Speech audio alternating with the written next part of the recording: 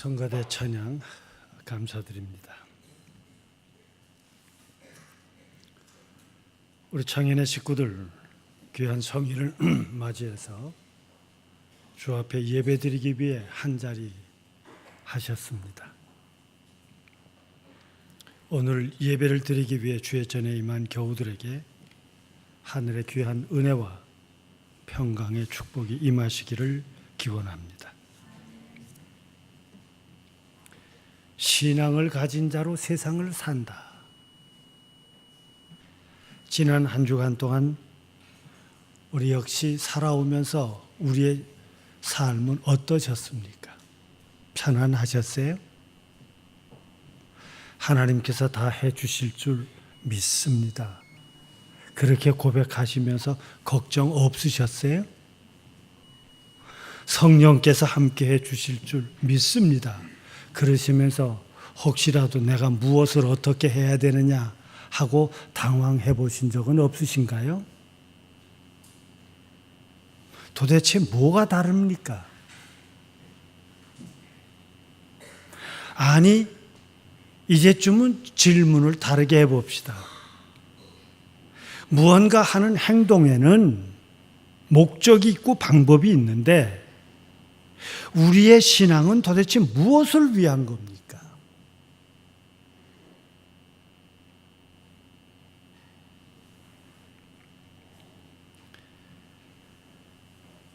무엇을 위한다 하는 이 질문 자체가 사실은 틀린 겁니다.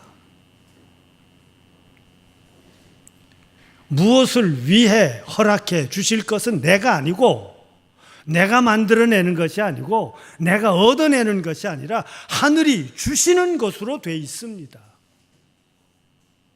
이것이 성서 속에 나오는 하나님을 향한 신앙인들의 고백이었어요.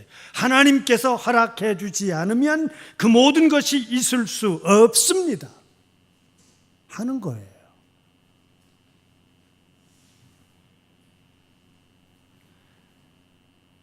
세상 속에서 사는 신앙인들 너와 나 우리 모두도 다 힘듭니다. 그래서 세상의 일들 우리가 겪었던 삶 속의 문제들 때문에 우리들이 흔들려요. 그래서 오늘 지금도 우리들은 원하는 것은 편안이요, 위로요, 새로운 삶을 살아갈 수 있는 용기요, 이 모든 것을 지금도 신앙의 이름으로 우리를 구하고 있지 않습니까? 얻으실 수 있기를 바랍니다. 그런데 여기에 중요한 위기가 하나 있어요. 내 평안, 내 위로, 내 용기, 나의 기쁨이 추구하는 그 기쁨을 추구할 때 가장 위험한 것이 뭔가 하니 그것은 믿음의 단계가 아니라 마음의 단계에 이른다고 하는 거예요. 거기에 멈추어 버립니다. 어느 것이 옳으냐 그르냐를 분명하게 생각하기보다 과연 이것이 내 몸의 건강에 어떤 영향이 있느냐보다 지금 당장 내 혀끝을 달게 하는 것으로 좋고 지금 잠깐의 기쁨과 놀라움과 새로운 그 체험 하나의 순간적인 것이 내 긴 인생을 계산하지 않고 추구해 가고 있는 것이 세상에 수많은 사람들의 바라고 있는 것이기에 남들의 눈에 띄지 아니하는 또 남들의 모르는 남들이 눈치채지 않는 남들의 힘이 모자라는 내가 하고자 하는 모든 일들을 추구해 나가며 이루어가는 것이 세상의 수단과 방법이 아니었습니까? 신앙은 그런 것이 아닙니다. 내가 이 세상을 어떤 모습으로 살아갔느냐 하는 것이 모두가 하늘 앞에 있는 거예요.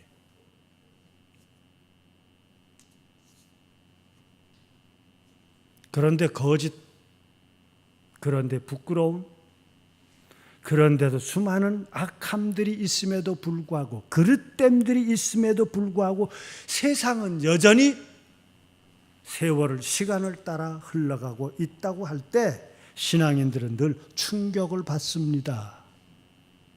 잘못하고도 잘 살대. 나 잘못했어도 사라지더라고요. 오늘 이 질문을 분명히 답을 얻어봅시다. 아주 극적인 데를 오늘 본문으로 택했어요. 예레미야 28장의 이야기인데 사실은 배경은 이렇습니다. 우리가 이스라엘 백성들이 가장 지금도 존경하고 있는 역사의 인물이라고 그러면 두 사람을 늘 꼽는다고 그랬어요. 다윗과 모세였어요.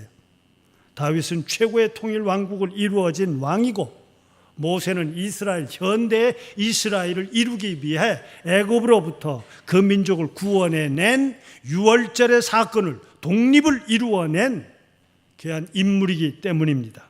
바로 그 다윗의 여러 자녀들 가운데서 솔로몬이 대를 이어 왕이 되었고, 솔로몬의 그 화려한 성서 속에 정치를 끝내고 그 아들 때에 넘어가며 나라가 둘이 됩니다. 북쪽을 이스라엘이라 하고 남쪽을 유다라고 합니다. 그런데 이 나라가 망해요. 오늘 그것을 배경으로 하고 있습니다. 북쪽 이스라엘은 BC 주전 722년에 한 100년 전 먼저 망가지고 후에 유다도 586년에 멸망을 당하는데 그 멸망은 북쪽에 있는 바벨론이 세력이 커지면서 밀고 아래로 내려오다 보니까 결국은 감당할 길이 없었습니다. 유다가 바로 바벨론에 의해서 그들이 위기를 겪고 포로로 끌려갔던 그때 그 고생스러운 상황 속에서 지금 이 사건이 이루어집니다. 시드기야 왕, 유다의 모든 백성들이 전쟁에 의해서 포로로 끌려가는 그때 그 시대를 향한 예언자였던 예레미야는 우리 백성들이 이 모양이 될 것이다 하며 여러 가지의 환상과 가르침과 모든 노력을 소위 요즘 현대말로 퍼포먼스를 하는데, 그 중에 오늘 본문은 자기 목에다가 나무 멍에를 메고 지금 1, 2년 차 그러고 다니고 있어요. 그 몰골이 무서웠을 거예요. 이 민족이 이렇게 끌려다닐 것이다. 바로 그런데 이 모든 예언 때문에 이미 그 사회는 예레미야를 향해서 가지고 있던 반감들이 있습니다. 예레미야 11장 21절에서는 당대의 제사장과 선지자들과 고관들과 백성들이 저놈 없어졌으면 좋겠다, 저놈 죽었으면 좋겠다 하고 죽어 마땅한 자라고 그들은 생각하고 있습니다. 그래서 26장 예레미야 26장 1절에서 예레미야는 그런 저기를 가지고 쳐다보는 그들 앞에서 너희들이 나를 죽이면 무죄한 자를 죽이는 줄 알아라. 손을 댈 수가 없었어요.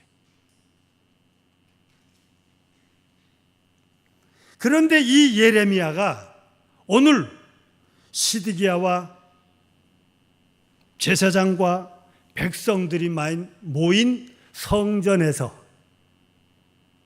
지금 묘한 예언을 하게 됐습니다.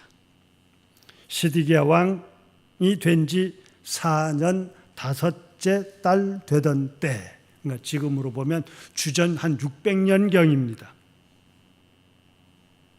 성전에서 수많은 사람들이 모여있는 그 자리에 나라로부터 시드기야 왕으로부터 후원받고 있는 선지자 아냐냐가, 예레미야와 아나냐가 많은 사람들 앞에 섰습니다.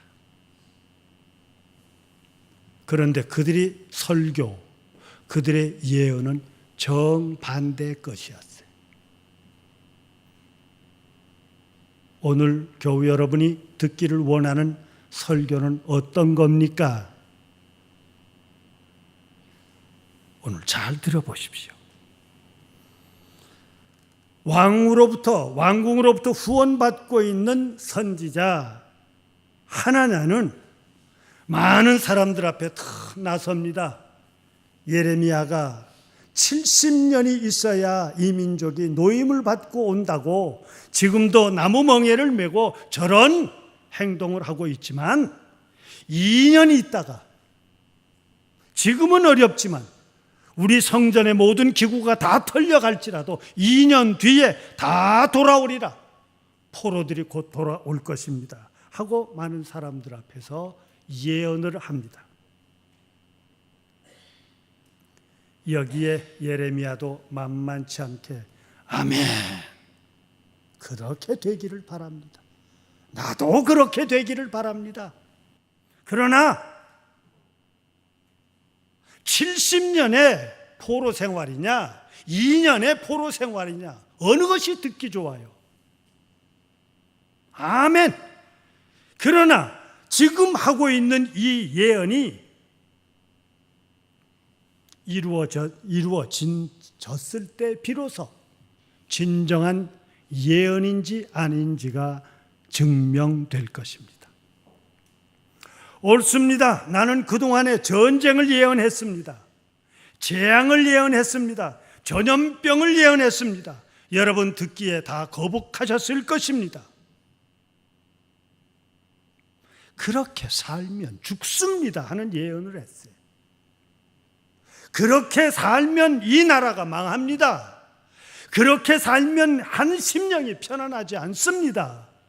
나라를 다스리는 모든 지도자들, 사회의 명망을 가진 자들, 적어도 하나님 앞에 예배를 드린다는 너와 나, 하나님 앞에 드리는 모든 제물 하나하나마저도 거짓된 것을 가지고서야 하나님께서 어찌 여러분들의 기도와 소원을 받아들이겠습니까? 이 나라가 망합니다. 예레미야는 바로 그것을 전했어요. 평화를 예언하고 위로가 되는 말을 하고, 적어도 그들은 많은 사람들이 듣기 원하는 말을 증언하였던 하나냐하고는 예레미야가 전혀 다른 예언이었습니다. 누가 증명되는가 봅시다. 그랬더니 하나냐는 탁 내려와서 2년 뒤에는 분명히 우리가 다 노임을 받고 돌아올 것입니다. 그러고는 예레미야한테 와가지고는 그 목에 걸렸던 멍에를 탁 꺾어버리고 딱 집어던집니다. 예레미야가 공개적으로 밀렸습니다. 성서는 뭐라고 합니까? 예레미야는 자기 길을 가더라. 그날 밤, 참 재미있어요 성경. 그날 밤 하나님께서 예레미야에게 너 오늘 낮에 그토록 많은 사람들 앞에서 너에게 모욕적인 모든 일들을 했다마는 너는 그에게 가서 이렇게 얘기를 하라. 하나님의 말씀을 듣고 예레미야는 밤에 개인적으로 하나냐를 찾아갑니다. 너 내 목에서 나무 멍에를 꺾었는데 그것이 쇠 멍에가 될 것이다. 하나야야, 너는 하늘이 하나님께서 보내지 않으셨건만도 너는 백성들에게 거짓을 얘기하고 편안을 얘기하므로 이 백성들을 망하게 만들었다. 이 백성들을 속인 자, 너 금년을 넘기지 못할 것이다. 오늘 예레미야서 28장에서는 그해 7월 달에 그가 죽었더라 이렇게 기록하고 있어요.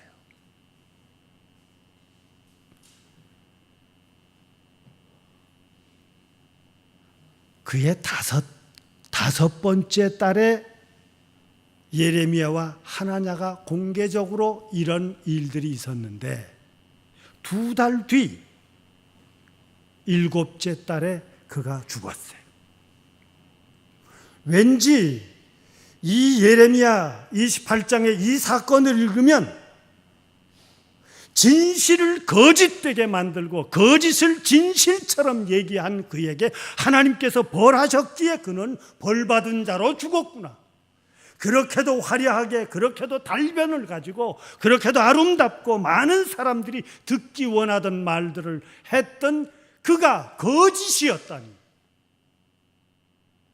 과연 그 스스로가 나무 멍에를 꺾어버렸지만 쇠멍에를 걸머진 것처럼 벌받은 것으로 보일 수밖에 없고, 그의 잘못된 거짓된 예언은 이스라엘 백성들로 헛된 화려함을 가지고 앞으로 70년을 살아야 될 그 백성들에게 속이고 있잖아요. 그 백성들을 속았습니다. 그 백성들에게 쇠멍에를 도리어 집어넣지 않았느냐고 오늘 생각할 수밖에 없습니다. 그리고는 예레미야 29장에 가보면 예레미야는 포로에 끌려가 있는 사람들에게 편지를 씁니다. 편지 내용이 뭔지 아세요? 오늘 겨우 여러분, 창현의 식구들이 이 예레미야의 편지를 생각하십시다. 내가 있는 지금 그 자리에서 살라. 우리 각자가 이 시간, 예배 시간에 참여한 우리 교우들, 각자가 자기에게 주어진 자리가 다 다릅니다. 어쩌면 오늘 우리 스스로가 희망이 없는 절망의 자리에 놓여 있고, 내가 하고자 하는 일보다 나를 시키고 짓누르는 것이 훨씬 강해서 우리 한 사람 한 사람들이, 그것이 물질일 수도 있고 건강일 수도 있고 사회적인 것일 수도 있고 직장의 일일 수도 있고 내 꿈일 수도 있고 내 가정적인 문제일 수 있는데도 불구하고 예레미야는 그 백성들에게 말합니다. 거기서 사십시오. 피하지 마십시오. 그리고는 이런 호소를 합니다. 죽지 말고 살아만 있어라. 죽지 말고 그 자리에서 살아만 있어라. 70년이 되면 분명히 돌아올 것이다. 그러니 네가 그 외에 그 어떤 것 때문에 흔들리거나 그 어떤 것 때문에 내 삶을 잘못 생각하지 말고 70년을 살아라. 중요한 것은 맨 마지막에 하나님의 말씀을 들으십시오. 우리 신앙 한번 생각해 보십시다. 하나님의 말씀을 받아들인다고 하는 것, 우리의 신앙을 신앙인답게 살아봅시다. 한번 과연 내 모습이 신앙의 삶으로 하나님 앞에서 살아가고 있는 건가? 성직을 담당한 목사로서 이런 상황 가운데에서는 하나님을 향한 신앙을 가진 목사는 어떻게 행동을 해야 맞는 건가? 믿는 자 너와 나는 지금 이 자리에서 내 형편 속에서 어떻게 사는 것이 진실한 하늘을 향한 삶일까? 살아보고, 그대로 살아보고 그 다음에 괴로워합시다.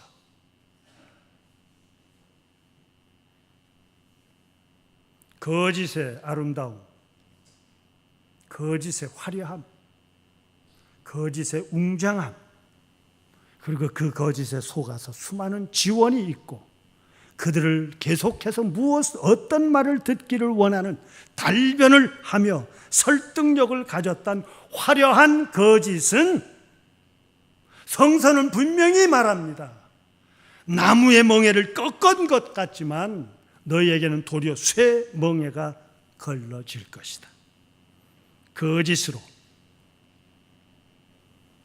진실을 어긋나게 만든 잘못과 그것에 속은 이스라엘 백성들은 결국은 죽음의 자리에 놓이게 됩니다. 죽이는 자일 뿐만 아니라 그 거짓 때문에 죽는 자가 된 것이죠. 이 시대 신앙을 향해서 질문해 보세요. 이 시대, 이 시간 예배를 드린다고 하는 너와 나 창년의 식구들, 나 한 사람, 내 신앙을 향해서 질문해 보십시다. 이것이 과연 하나님으로부터 나무멍에가 쇠멍에로 바뀌어지는 짐스러운 자리로 변하고 있지는 않은지. 그러나 하늘은 진실한 자를 그렇게 죽음의 자리에 두지 않았다는 것이 성서가 우리에게 고백해주고 있는 사건들, 우리에게 약속하고 있습니다.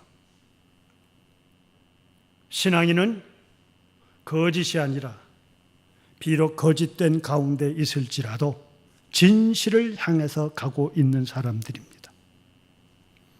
예수님을 구주로 믿는다고 하는 것은 지금도 우리를 향해서 당황하고 어느 것이 옳은지 그른지를 판단할 수 없는 이 세상 가운데서 어쩌면 오늘 우리들이 정직은 이 길인데 그 길은 오늘 우리에게 괴로움을 준다고 하는 것을 분명히 볼 수 있는 이런 사건 앞에서마저도 오늘 우리는 하나님의 사람으로, 예수님의 사람으로 세상을 살아가려고 하다 보니까 여전히 고통 속에서 삽니다. 바울 사도는 분명히 말합니다. 이건 미친 짓이라고. 세상이 신앙인들을 볼 때 이것들은 미친 자들이다. 초대교회 성령의 역사를 통해서 베드로가 나가서 설교할 때 뭐라고 그래? 저 술 취한 것들이라고. 대낮부터 술 먹은 것들이라고 그랬어요. 분명히 미친 것들이고 분명히 이상한 것들입니다. 그러나 그 미침과 그 이상함은 세상과 다르다고 해서 붙여진 것일런지 모르지만 아니에요.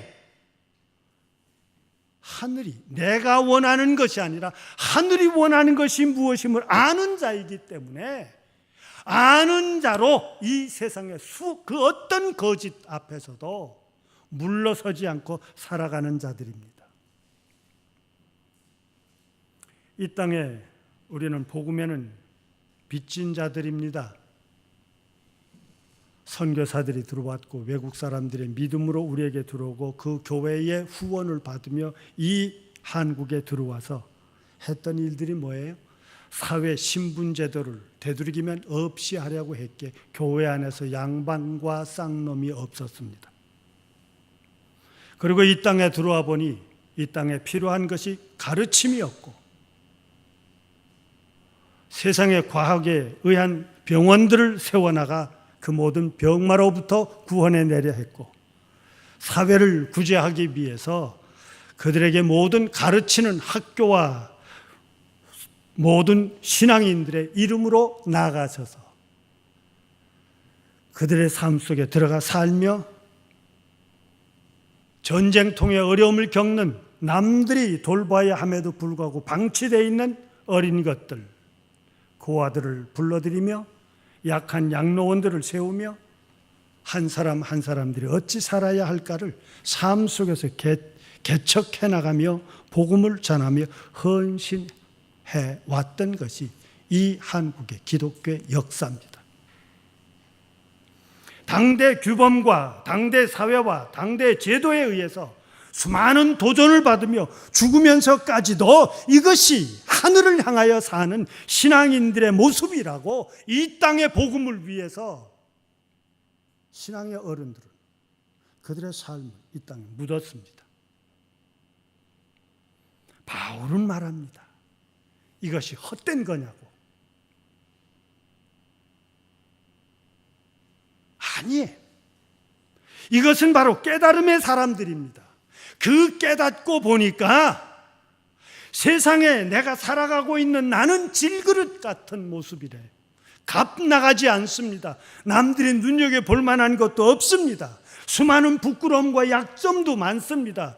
아깝지 않게 내던져서 깨어진들 아쉬워할 것이 없는 질그릇과 같은 것임에도 불구하고 그 누구에게도 넘겨줄 수 없는 나를 향한 내가 보았던 것 있으니 그것을 보배라고 표현했어요. 하나님의 아들 예수님은 구주이시라고 하는 것. 하늘이 원하는 그 세상은 이런 것이었다고 하는 것을 깨달은 자는 그 삶을 가지고 살았기에 믿음을 가진 자와 믿음을 갖기 이전의 사람은 같은 사람임에도 불구하고 그는 전혀 다른 사람이 되었기에 너는 새 사람이다. 그래서 고린도후서 5장 17절에서 놀라운 선언을 합니다. 그리스도 안에 있으면 새로운 피조물이라.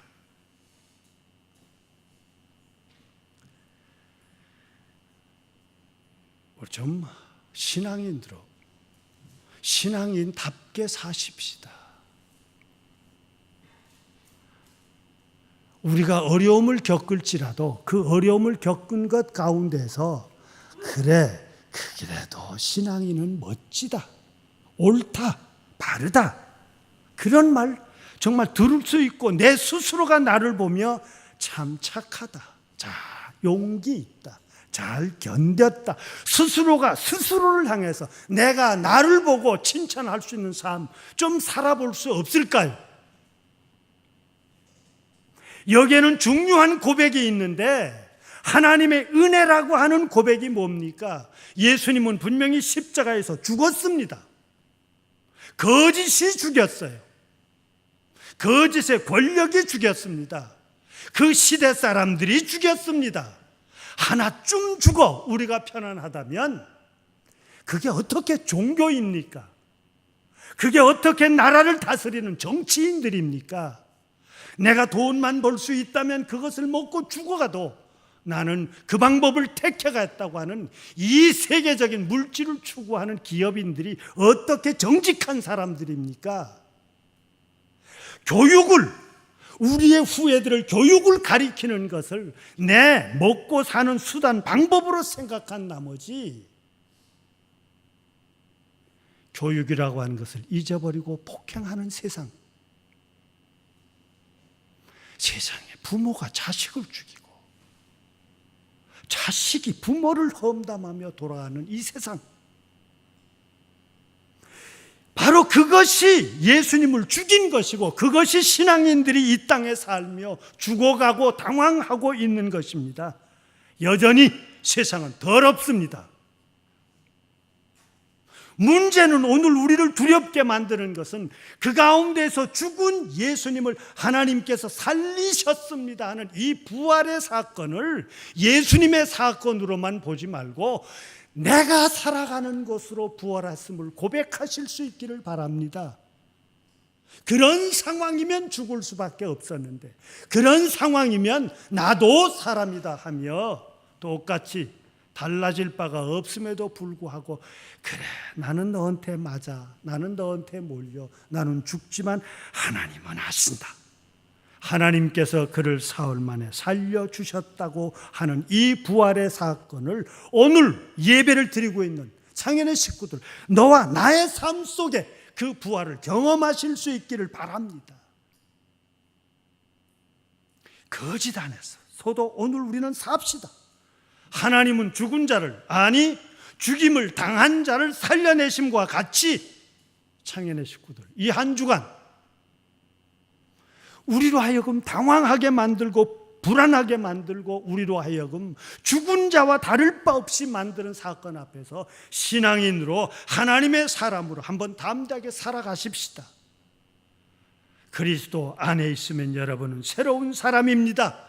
그 새 사람은 하나님이 예수님을 살려내듯이 거짓의 번성을 부러워하지도 말고 거짓의 화려함에 따라갈 이유도 없고 거짓의 번성함을 부러워할 이유도 없습니다.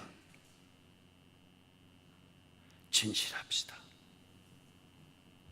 하늘을 향해서 사는 자로 죽임을 당할지언정 그 거짓 속에서 거짓들이 이기는 것 같을지라도 하나님의 역사는 그렇지 않습니다. 그 진실을 살려내시는 역사로 있듯이. 그래서 바울은 이렇게 말합니다. 당대 바울의 설교를 듣던 그 사람들을 보고 외칩니다. 지금이 은혜의 때입니다. 지금이 구원의 날입니다. 오늘 너와 나 예배를 드리고 있는 너와 나, 고린도후서 6장 2절에서 권합니다. 하나님의 일꾼으로, 하나님의 자녀로 오늘 우리는 이 성전이 아니라 우리의 삶의 자리자리가 다 예배 성전의 터임을 기억하고 그곳에서 진실합시다. 그 진실을 딱 한마디로 강조하기를 화목합시다. 이제 그 화목을 이루실 수 있는 것은 여러분이고, 어떻게? 라고 하는 이 방법은 하나님, 제가 어떻게 하랍니까? 기도하시며 응답 받으시고 그 말씀대로 실천하심으로 하나님께서 허락하시는 살림의 귀한 은혜가 교우들에게 임하시기를 기원합니다.